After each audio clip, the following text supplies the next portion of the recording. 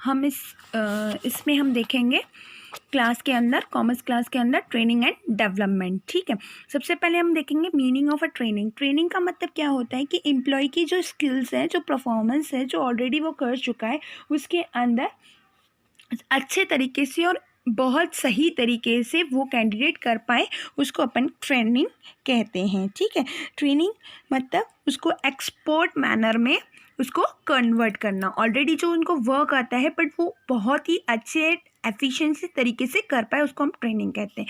Development, अब development का मतलब क्या होता है overall growth of a employ, यानी पूरी तरीके से। ट्रेनिंग सिर्फ एक उसका एक हिस्सा रहता है डेवलपमेंट का, एक छोटा सा।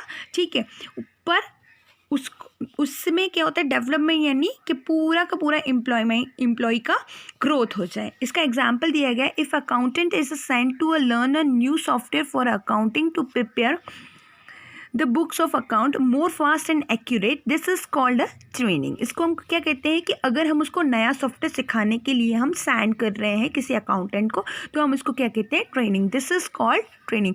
Where is the send for to orientation program to improve his motivational and conceptual skills, then this is called a development. यानी कि उसके पूरे कंसेप्शनल और मोटिवेशनल इम्प्रूव करने के लिए, यानी उसका होल इम्प्रूवमेंट्स करने के लिए अगर हम अकाउंटेंट को सेंड कर रहे हैं, तो that is called a development. Now we are see the need of a training and development, क्यों ज़रूरत पड़ती है, उसमें बेनिफिट्स क्या होते हैं। Benefit of a training and development for organization, अगर ऑर्गेनाइजेशन के पॉइंट ऑफ व्यू से हम देखें तो उससे हमें क्या क्या ऑर्गेनाइजेशन को बेनिफिट्स मिलते हैं। First, reducing learning time, that means इसका क्या होता है, a trained employ take less time in a learning in the job of compared to understand employ. ठीक है, उसको जो अनट्रेन एम्प्लॉय रहता है, ठीक है, उसको उस सॉफ्टवेयर, इस यहाँ पे जो एग्जांपल लिया था, जो वो क्या लिया था सॉफ्टवेयर का, अगर सॉफ्टवेयर का उसको पहले से ही नॉलेज है, ठीक है, उसको कैसे हैंडल करते हैं, कैसे अकाउंट्स मेंटेन करते हैं, तो उसके लिए मैंने अगर न्यू सॉफ्टवेयर मैंने अपने कंपनी का बनाया है, उस कंपनी का सॉफ्टवेयर ही सिखाने के लिए मैंने अकाउंटेंट को क्या दिया है, ट्रेनिंग दी है।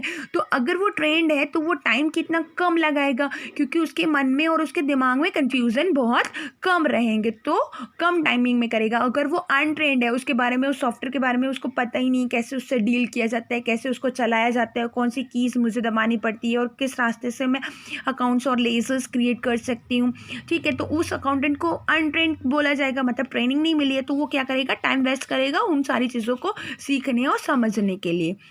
नेक्स्ट है बेटर परफॉर्मेंस। अगर वो ट्रेनिंग हम दे देते हैं तो जो ट्रेंड एम्प्लॉय रहता है वो always better than the performance for a untrained employees. जो अनट्रेंड एम्प्लॉयज़ है उससे बेटर ही वो अपना परफॉर्मेंस देगा। कैसे देगा, क्यों, क्योंकि वो अच्छा परफॉर्मेंस, उसकी क्वालिटी और उसकी स्किल्स को हमने अपडेट कर दिया है उसको ट्रेनिंग देने के लिए। एक्चुअली जब हम उसको काम सौंपते हैं उसके पहले एक्चुअली वी है असाइन द जॉब, यानी एक्चुअली हम उसको जब असाइन जॉब करेंगे उसके पहले हम उसकी परफॉर्मेंस को इम्प्रूव करेंगे, उसकी एफिशिएंसी लेवल तक लेकर आने में ट्रेनिंग उसमें उसकी मदद करती है। उससे क्या होता है कि बेटर परफॉर्मेंस होगा तो उसका बेनिफिट किसको होगा, ऑर्गेनाइजेशन को ही होगा। उसमें टाइम भी कम जाएगा और उसकी परफॉर्मेंस बहुत इफेक्टिवली और एफिशिएंसी से, यानी टू द टाइम पीरियड में वो अपना काम अच्छे से कर पाएगा। एटीट्यूड फॉर्मेशन, एटीट्यूड फॉर्मेशंस का मतलब ये रहता है the training and development aim to modelling the employ so that they can develop positive attitude for the organization and motivate them to ready to the take initiative and result the better support and cooperation amongst the employees. इसमें वो क्या करता है, उसमें उनको हर एक चीज़ की क्या करता है, पॉजिटिव डेवलपमेंट करने के लिए एम्प्लॉय को रेडी करता है। ओके, इससे रिजल्ट क्या होता है कि जो एम्प्लॉय है वो दूसरे एम्प्लॉय से बेटर सपोर्ट करता है। नेक्स्ट है आपको aids to help in solving operational problems.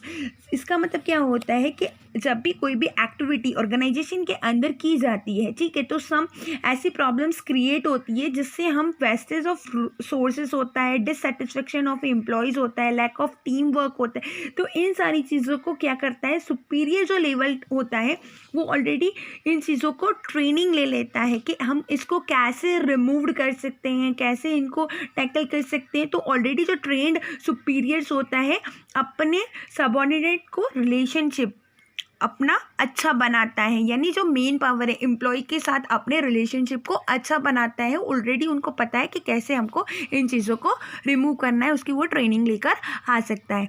Help to adapt changes, help to adapt changes का मतलब इसमें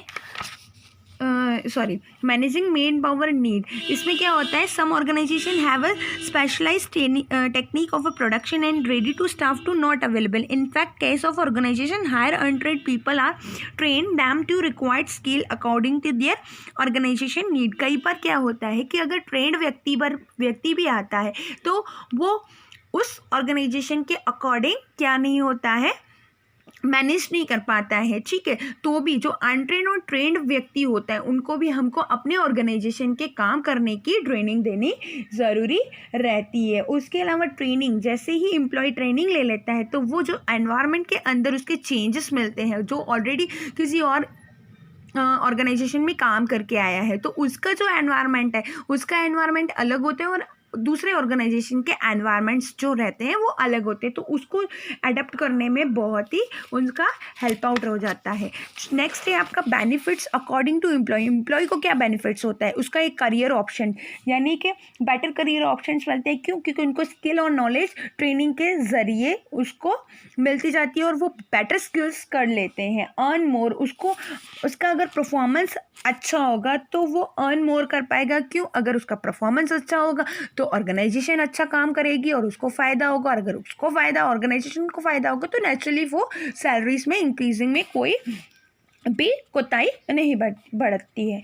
boost up the moral of A employees, उसके अलावा ट्रेनिंग इंक्रीज़ क्या करती है, सेटिस्फेक्शन और मोरल, यानी कि एम्प्लॉय को भी क्या होता है, सेटिस्फेक्शन होता है कि जो मैं काम कर रहा हूँ बहुत अच्छे से कर रहा हूँ। लेस चांस ऑफ एक्सीडेंट्स, यानी कि जो ट्रेनिंग रहती है वो एम्प्लॉय को क्या करती है, एफिशिएंट करती है। तो इसमें क्या होता है कि नुकसान होने के चांसेस बहुत कम रहते हैं।